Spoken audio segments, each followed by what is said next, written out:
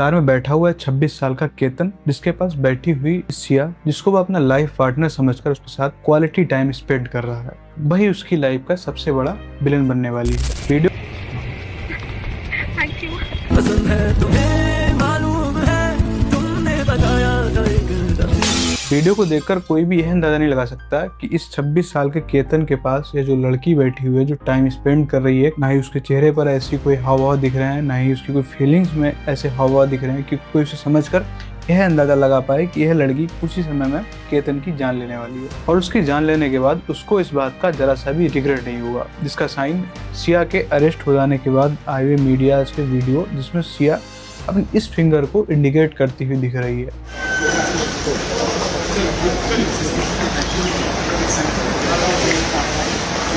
जिसे साफ समझ आता है कि सिया कैसे मीडिया और सिस्टम को अपने आगे कुछ भी नहीं समझ रही है और उसे केतन की मौत का जरा सा भी रिग्रेट नहीं है। So hello everyone, I'm Ashwar and today we are talking about the murder case of Ketan Agarwal. Ketan Agarwal जो कि पुणे की रिस्पेक्टेड बिजनेस फैमिली से बिलोंग करता था। केतन के पिता विशाल अग्रवाल जो real estate company success group के सीईओ एंड फाउंडर हैं। अगर केतन के नेचर की बात करें तो केतन बहुत ही काम एंड एक पॉजिटिव लड़का था, जो कि काफी ज्यादा अपने पेरेंट्स का ध्यान रखता था और अपने पेरेंट्स की बात को मानता था। We are so proud of you, Ketan. Always keep smiling, son. Ketan अपने पेरेंट्स के हर डिसीजन को कम्प्लीटली एक्सेप्ट करता था। केतन के लिए उसके पेरेंट्स जैसे लाइक द गॉड थे। केतन की फैमिली का बिजनेस बैकग्राउंड और केतन का खुद बिजनेस ओरिएंटेड होने की वजह से केतन ने बिजनेस मैनेजमेंट में हायर स्टडीज भी अपनी कंप्लीट करके उसने अपने बिजनेस को संभाला।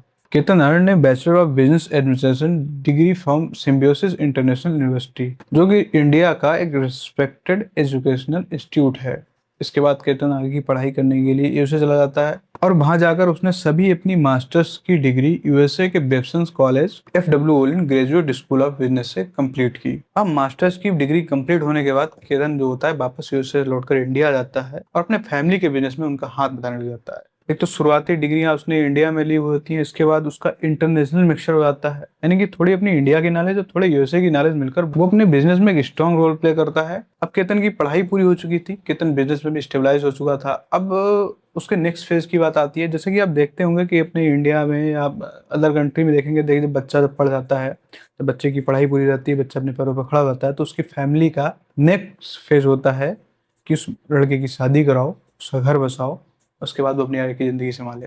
सेम यहीं पर केतन के साथ होता है। केतन अपनी पढ़ाई तो पूरी कर चुका था और यूएसए से बेहतरीन नॉलेज लेकर लौटा था, अपने बिजनेस को भी संभाल रहा था, इसलिए उसकी फैमिली ने उसकी शादी करने के बारे में सोचा। जब केतन की शादी की बात होती है तो उसकी बिजनेस कम्युनिटी जो होती है, आप सभी ने ऐसा देखा होगा कि बिजनेस कम्युनिटी में जिस कम्युनिटी के लोग जैसा बिजनेस करते हैं उसमें वैसे ही लोग लिंक्ड होते हैं, तो जब वो शादी करेंगे तब अपनी ही कम्युनिटी में उस बात को रखेंगे। ऐसे जब उस केतन की शादी की बात उस कम्युनिटी तक पहुंचती है, उसी कम्युनिटी में अग्रवाल्स के रिलेशन में, अग्रवाल्स के लिंक में एक गोयल फैमिली होती है, जो कि लगभग केतन की फैमिली से 35-40 सालों से अटैच थी, उनसे जुड़ी हुई थी, उनसे सभी बिजनेस वगैरह करती थी। तो जब केतन की शादी की जब बात होती है तो गोयल्स इस बात को सीरियस लेते हैं। उन्हीं गोयल्स, उनकी जो लड़की होती है 20 साल की, इसका नाम सिया गोयल होता है, उसकी शादी की बात केतन के पिता से करते हैं।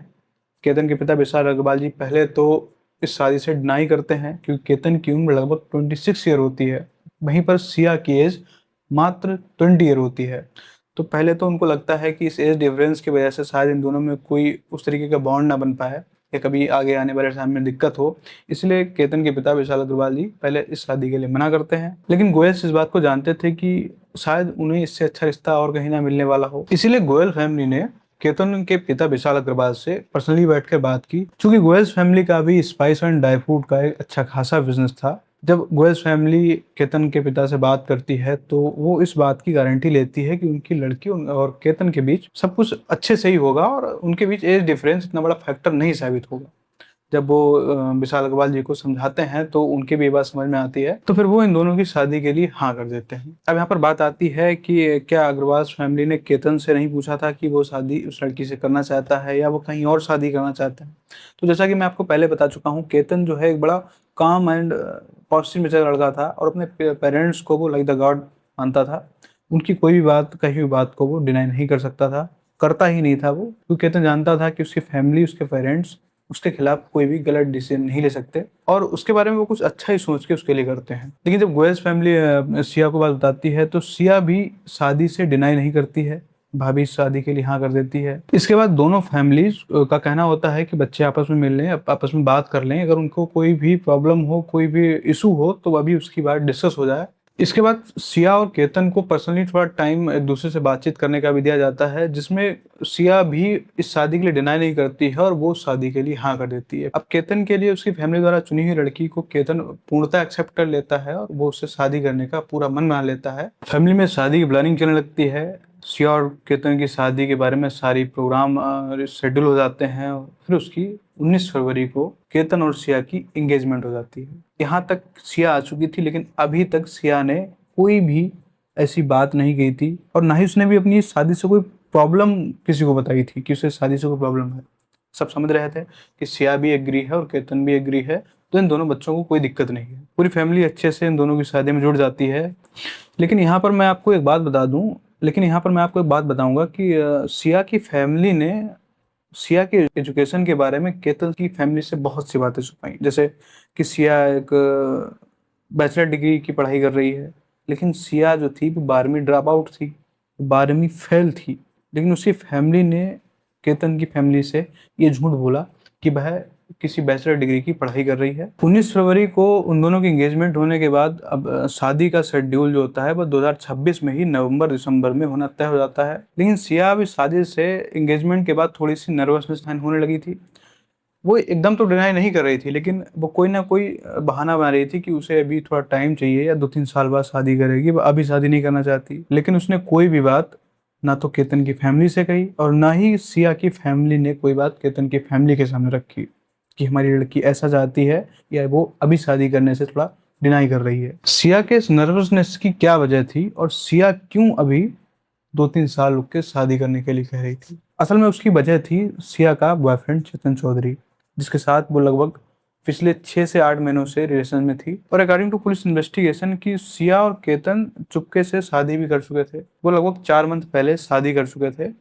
उन्होंने ये बात किसी भी फैमिली को नहीं बताई थी, ना तो चेतन ने अपनी फैमिली में बात कही थी और ना ही सिया ने अपनी फैमिली में बात कही थी। चेतन के पिता बाबूलाल चौधरी, जिनका एक स्पाइस और ड्राई फ्रूट्स का बिजनेस था, जो कि एक छोटे लेवल पर बिजनेस करते थे, लेकिन सिया की फैमिली का और चेतन की फैमिली का दोनों का सेम बिजनेस था, यानी कि दोनों सेम बिजनेस कम्युनिटी से बिलोंग करते थे। चेतन सिया के भाई साहिल का फ्रेंड था और सिया और चेतन की मुलाकात 2025 में दीपावली के टाइम पर, जब चेतन सिया के घर पर आया हुआ था, वहां पर हुई थी। जिसके बाद सिया उससे डायरेक्टली अट्रैक्ट हो जाती है, जिसके बाद दोनों में बात होने लगती है और फिर वो दोनों लोग एक दूसरे के साथ रिलेशन में आ जाते हैं और उनका अफेयर चलने लग जाता है। लेकिन जो बात यहाँ पर यह आती है कि सिया ने इस बारे में कोई बात केतन से क्यों नहीं कही।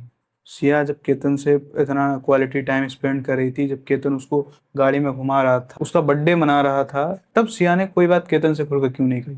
क्यों उसे इस शादी के लिए डिनाई नहीं किया? क्यों केतन की फैमिली से कोई बात नहीं कही? और क्यों सिया की फैमिली ने ये बात केतन की फैमिली से छुपाई? सिया, जिसको उसकी फैमिली ने एक बहुत ही अच्छे नेचर की लड़की और बहुत ही एक अच्छी संगति में रहने की बात केतन की फैमिली को बताई थी, उसका ये एक वीडियो वायरल हो रहा है जिसमें वह एक पार्टी में कुछ ड्रिंक करती हुई नजर आ रही है और वह किसी से फोन पर भी बात कर रही है।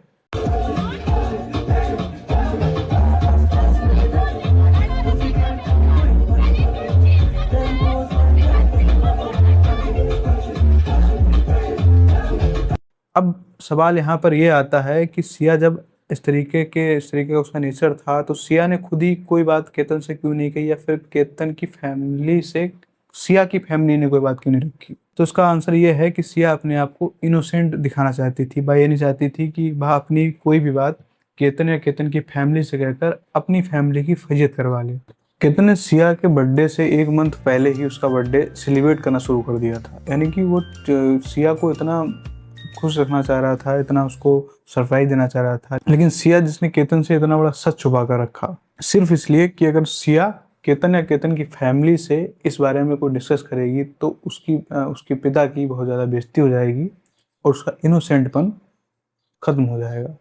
इसीलिए सिया ने खुल के इस बारे में ना तो केतन से बात की, ना तो केतन के फैमिली को इस बारे में बताया। इस सब से बचने के लिए, केतन शादी ना करने के लिए, उसने चेतन के साथ मिलकर केतन को ही रास्ते से हटाने का प्लान बना लिया। उसका क्या सोचना था कि अगर केतन उसके रास्ते से हट जाएगा तो उसकी फैमिली बाद में चेतन से शादी के लिए आसानी से मान जाएंगे। इसीलिए उसने और चेतन ने केतन को अपने रास्ते से हटाने का पूरा प्लान बना लिया। सिया केतन की मौत को एक्सीडेंटल दिखाना चाहती थी, यानी वो चाहती थी कि ब्लेम उसके ऊपर ना आए, और यानी उसका कहना था कि सांप भी मर जाए और लाठी भी ना टूटे। यानी कि वो केतन को भी रास्ते से हटाना चाहती थी और वो ये भी चाहती थी कि वो भी इस मर्डर से बिल्कुल साफ बच जाए, सिया पर इस बात का कोई भी ब्लेम ना आए। सिया को केतन को रास्ते से हटाने के लिए और भी जल्दी होने लगी, क्योंकि सिया और केतन को जून में बाली इंडोनेशिया जाना था, जहां पर उसकी प्री वेडिंग की शूट होनी थी। तो सिया चाह रही थी कि बाली जाने से पहले ही वह केतन को अपने रास्ते से हटा दे, जिससे उसे प्री वेडिंग शूट के लिए वहां ना जाना पड़े और बात और आगे ना बढ़े। इसका प्लान बनाने के लिए और एक एक्सीडेंटल मौत दिखाने के लिए सिया केतन को लोहागढ़ फोर्ट लेके गई। सिया जब केतन को लोहागढ़ फोर्ट लेके गई तो उसने केतन को उस फोर्ट से एक इमोशनली अपने आप को कनेक्ट बताया। उसने कहा उसे यहाँ पर बहुत अच्छा लगता है और वहाँ पर वो यहाँ पर एक अजीब सी फीलिंग महसूस करती है। चूंकि केतन जो होता है वह सिया के हर एक खुशी, छोटी बड़ी खुशी का ध्यान रखा करता था, इसलिए सिया ने उससे बात कही जिससे केतन उसकी इस बात को इसलिए नोटिस कर ले कि वह जब कभी दोबारा इस फोर्ट पे आने की जिद करे तो केतन उसे मना ना कर पाए। इसीलिए सिया ने ऐसी बात कही। According to police, Siya Ketan को लोहागढ़ फोर्ट इसलिए लेकर गई थी कि वह कोई ऐसी लोकेशन को आइडेंटिफाई कर सके जहां पर केतन की मौत को एक्सीडेंटल दिखाना आसान हो। सिया फोर्ट में जब घूम रही थी तब अलग अलग फोटो ले रही थी, तो उसका फोटो लेने का पर्पज और हर जगह पर जाने का मतलब यही था। उसके दिमाग में बस एक ही बात चल रही थी कि वाह, कोई ऐसी पहाड़ी या कोई ऐसी जगह जहां पर इस तरह की घटना को अंजाम देना थोड़ा आसान हो, जहां पर भीड़ कम हो और जहां पर मौत भी एक्सीडेंटल दिखाई जा सके। सिया पूरी उस लोहागढ़ फोर्ट की ट्रिप पर यही देखती रही कि कहाँ पर कैसी लोकेशन है। सिया और केतन को 6 जून को बाली जाना था, जहां पर उसकी प्री वेडिंग की फोटोशूट होनी थी। सिया इससे पहले ही केतन को अपने रास्ते से हटाना चाहती थी। 31 मई को लोहागढ़ फोर्ट की विजिट करने के बाद दोनों वापस घर पर लौट आते हैं। उसके ठीक 4 से 5 दिन बाद यानी कि 4 जून 2026 को केतन को दोबारा लोहागढ़ फोर्ट पर ले जाने के लिए जिद करने लगी, क्योंकि उसके अगले 1 या 2 दिन के अंदर ही उसको बाली जाना था, जहां पर उसकी प्री वेडिंग की फोटोशूट होनी थी।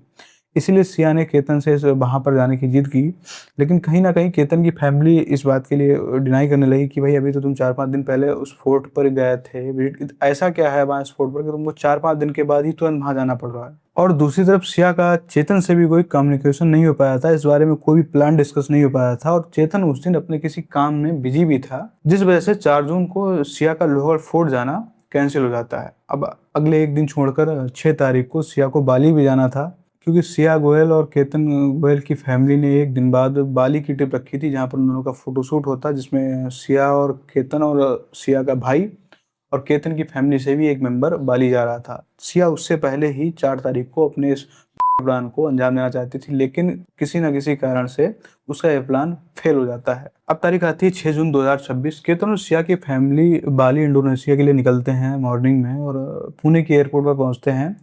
सिया के पासपोर्ट, उसकी फैमिली में जितने लोग मेंबर जा रहे थे वहाँ पर उस ट्रिप पे 4 से 5 लोग जा रहे थे। सिया का भाई, केतन, सिया और केतन की फैमिली से एक मेंबर, उनके सभी पासपोर्ट और जो पैसे थे वो एक ही बैग में रखे हुए थे।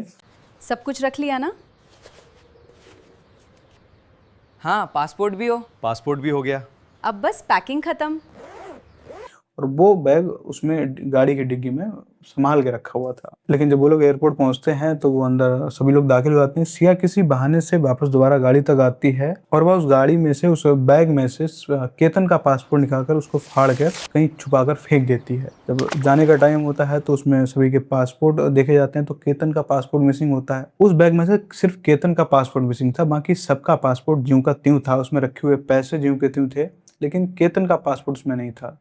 अब सभी लोग इस सोचने मजबूर हो जाते हैं कि अगर कोई कुछ चुराने आया था तो पूरा बैग लेकर जाता, उसमें पैसे थे और पासपोर्ट वगैरह सारा कुछ लेके जाता, केवल केतन का पासपोर्ट गायब होने की क्या वजह थी। हालांकि उनके पास सवाल का उत्तर नहीं था, लेकिन फिर भी वे परेशान होकर वापस घर पर लौट आते हैं। लेकिन सबके बीच सिया ऐसे रिएक्ट कर रही थी जैसे उसके साथ बहुत बुरा हुआ हो, या वो इस प्लान के टूट जाने से, ट्रिप के टूट जाने से बहुत ज्यादा परेशान हो गई हो। सिया इस तरीके से रिएक्ट कर रही थी, वह बहुत ज्यादा रो रही थी, वो दिखा रही थी कि वह कितनी परेशान है। केतन के पिता ने सिया को समझाया और जल्द से जल्द केतन का दूसरा पासपोर्ट बनाकर उन दोनों को बाली भेजने की बात कही। सिया इससे थोड़ा नॉर्मल होती है, लेकिन कहीं ना कहीं सिया के पास अब वक्त कम था, क्योंकि 2 या 3 दिन में दोबारा दूसरा पासपोर्ट बन के रेडी होकर आने वाला था और फिर से दोबारा वो लोग बाली जाने वाले थे।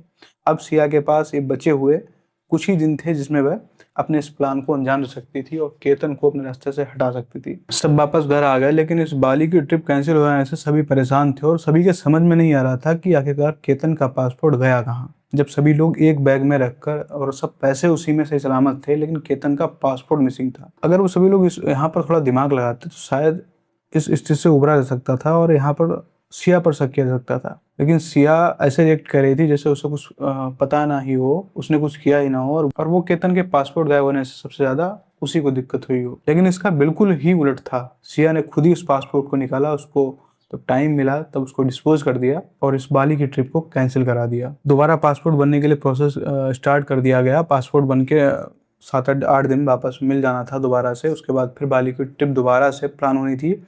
लेकिन वहीं पर सिया भी इस बात की जल्दी से कि कहीं पासपोर्ट दोबारा बन के आ गया और वो अपने प्लान को फिर से ना अंजाम दे पाई तो फिर से उसको कोई ना कोई दोबारा से ड्रामा करना पड़ेगा। सिया जब इस बारे में चेतन से बात करती थी तब चेतन कहीं बिजी होता था या किसी अपने काम की वजह से वह उसके साथ नहीं आ सकता था। इन सब से थक हार कर सिया ने खुद ही अकेले केतन के मर्डर को प्लान किया और खुद ही अकेले इस पूरी घटना को अंजाम देने का प्लान बनाया। इसके लिए सिया दोबारा से केतन को 14 जून 2026 को लोहागढ़ फोर्ट पर लेकर जाती है। क्योंकि सिया ने एक विक्टिम कार्ड पहले ही खेल दिया था, उसने पहले ही बात कह दी थी कि वो उस फोर्ट से थोड़ा इमोशनली कनेक्टेड है। इसलिए सिया जब भी केतन से उस फोर्ट पर चलने की बात कहती थी और केतन वहां चलने के लिए सिया को मना नहीं करता था और वहां पर चलने के लिए रेडी हो जाता था। 14 जून 2026 को जब सिया और केतन फोर्ट पर पहुंचते हैं तो वह उस पूरे फोर्ट को दोबारा विजिट करते हैं जैसे उन्होंने मई में आकर उस फोर्ट को विजिट किया था। वो अलग अलग फोटो लेते हैं, लेकिन सिया एक अपॉर्चुनिटी देख रही थी कि कैसे कहां पर किस लोकेशन पर केतन को धक्का दिया जा सके और उसके इस मर्डर को एक्सीडेंटल दिखाया जा सके। सिया और चेतन ने उस फोर्ट में एक बिच्छू गड़ा नाम की एक खाई थी जो लगभग 400 फुट ज्यादा गहरी थी, उसको उस क्राइम को अंजाम देने के लिए सिलेक्ट किया गया। सिया जैसे उसको वहां पर लेकर जाती है और वो फोटो खींचने का बहाना बनाकर केतन को धक्का भी दे देती है, लेकिन तभी केतन अचानक से पेड़ के सहारे नीचे गिरने से बच जाता है और वो वहीं पर अपना बैलेंस संभाल लेता है। लेकिन केतन तो ये जान चुका था कि सिया ने उसको धक्का दिया था, इसीलिए सिया तुरंत ही इनोसेंट बनने का ड्रामा करती है और तुरंत ही सांप सांप कहकर चिल्लाने लगती है। इससे केतन का दिमाग डाइवर्ट हो जाता है और सिया तुरंत ही केतन से कहने लगती है कि मैंने तुम्हें बचा लिया, यहाँ पर एक सांप था जो तुमको भी डसने वाला था, अगर मैं तुमको धक्का ना देती तो सांप तुमको काट लेता। केतन सिया की ये थ्योरी सुनकर उसका दिमाग जो है बिल्कुल पलट जाता है और वो समझता है कि उसको वास्तव में सिया ने सांप को डसने से बचाया है। अब वो ये बात भूल जाता है कि सिया ने उसको किस तरीके से धक्का दिया उस खाई में गिराने के लिए। सिया का ये प्लान तो अनसक्सेसफुल हो गया। उसके सामने एक और बात आ गई कि अब केतन को बार बार उस पोर्ट पर ले जाने के लिए कैसे मनाया जाए, और अब तो उसके साथ एक्सीडेंट भी हो चुका है। खैर वापस घर लौटकर केतन ने ये बात अपने घर पे तो किसी से नहीं कही, लेकिन सिया ने ये बात अपने बॉयफ्रेंड चेतन से कही और इस बात का हल निकालने के लिए कैफे में 17 जून 2026 को मिलते हैं। सीसीटीवी की इस फुटेज में चेतन और सिया दोनों एक फूड ऑर्डर देते हुए एक रिसेप्शन पे खड़े हुए हैं। चेतन जो है वो नॉर्मली है, लेकिन सिया थोड़ा सा अनकंफर्टेबल फील कर रही है। फिर वहां पर कुछ ऑर्डर देके जाकर ये सबसे बाहर जाकर एक चेयर पर बैठते हैं। वहां पर हल्की सी धूप भी आ रही है और वहां पर कोई आसपास बैठा हुआ नहीं था, इसीलिए उन्होंने वो सीट चुनी और वहां जाकर बैठकर ये लोग काफी देर तक कुछ प्लान डिस्कस करते रहते हैं अपना।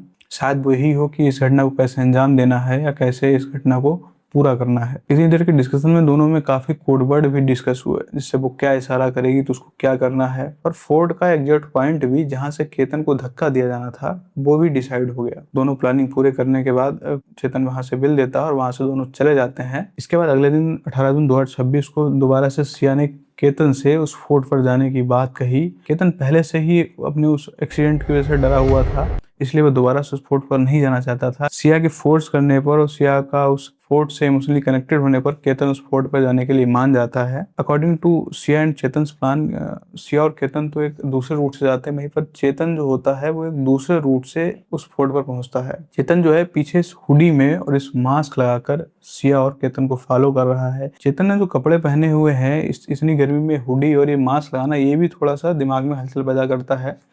और सिया ने कई बार चेतन को आगे जाने या पीछे चलने के सिग्नल्स भी दिए। चेतन सिया को फॉलो करता करता उसके पीछे जा रहा था। और सबसे बड़ी बात है चेतन का मास्क लगाना। चेतन जो मास्क लगाए हुए है इसकी वजह से वह वहाँ के किसी भी सीसीटीवी कैमरे में कैद नहीं होता है और जब फोर्ट में एंट्री करते समय जो टिकट लेना पड़ता है, और वो टिकट भी चेतन ने नहीं लिया। चेतन ने वहां पर टिकट वाले से ये कहा कि वो अभी बस नीचे कुछ एक्सरसाइज करने जा रहा है, वो भी कुछ देर में वापस आ जाएगा, इसलिए ज्यादा वहां पर किसी ने फोर्स नहीं किया और वो अंदर चला गया। उन दोनों के बीच उस दिन कैफे में बैठकर जो मर्डर पॉइंट डिस्कस हुआ था, वह था उस फोर्ट में बिच्छू खड़ा पहाड़ी, जो लगभग 400 फुट गहरी पहाड़ी है। सिया और केतन दोनों फोटो के बहाने इधर उधर फोटो लेते हैं और फिर उस पहाड़ी पर केतन को खड़ा करके सिया फोटो लेने लगती है। जैसे ही केतन अपनी पोज लेता है और तुरंत ही सिया चेतन को भी सिग्नल दे देती है और चेतन दोबारा से भाग कर केतन को उस खाई में धक्का दे देता है, और धक्का देने के तुरंत ही उसे कोई सपोर्ट नहीं मिलता है, वह तुरंत ही 400 फुट गहरी खाई में जाकर नीचे गिर जाता है। सिया तुरंत ही केतन के नीचे गिरने के बाद तुरंत ही ड्रामा करना शुरू कर देती है। वहां पर लोगों से हेल्प हेल्प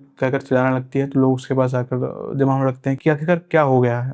सिया उसकी मौत को एक्सीडेंटल दिखाने के बिल्कुल इनोसेंट बनी हुई थी और लोग उसकी हेल्प करने में लगे हुए थे। पहले तो लोगों को यही लग रहा था कि शायद केतन जो है फिसल कर पहाड़ी से नीचे जाकर गिरा हो। तुरंत ही पुलिस रेस्क्यू टीम के साथ वहां पर पहुंचती है और लगभग 1.5 घंटे की मशक्कत के बाद चेतन की डेड बॉडी को नीचे से बरामद किया जाता है और उसको ऊपर लेकर आया जाता है। सिया केतन की मौत से काफी ज्यादा इमोशनल थी। उसने सोशल मीडिया पर भी काफी पोस्ट की जिसमें वो अपने आप को इमोशनली सैड दिखा रही थी। जब केतन के घर वालों ने सिया से पूछा कि आखिरकार ये सब कैसे हुआ, तो सिया ने भाई जवाब दिया कि फोटो लेते वक्त केतन का पैर उस रॉक पर से फिसल गया और केतन नीचे जाकर गिरा जाके। लेकिन सिया को ये पता नहीं था कि केतन काफी ज्यादा टूर कर चुका था और उसको इन सब का बहुत ज्यादा नॉलेज था। पहाड़ी पर या कहीं घूमना ये बहुत ज्यादा उसका एक्सपीरियंस भी बहुत ज्यादा था, तो उसका खाई से इस तरीके से फिसलना ये कुछ उन लोगों को सही नहीं लगता है।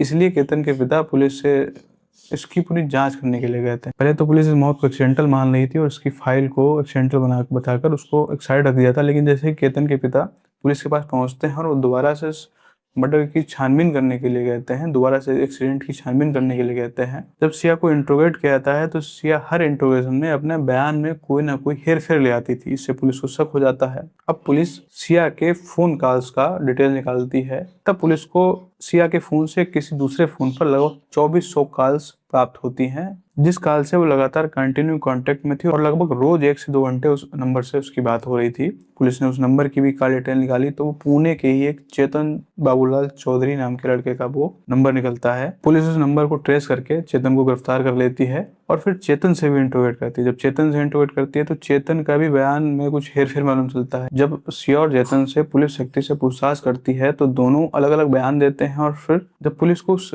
फोर्ट का सीसीटीवी मिलता है तो ये जो पीछे मास्क लगा जो व्यक्ति चल रहा होता है, इससे सिया काफी इस बार इशारे से उसको कुछ बताती हुई दिखाई देती है।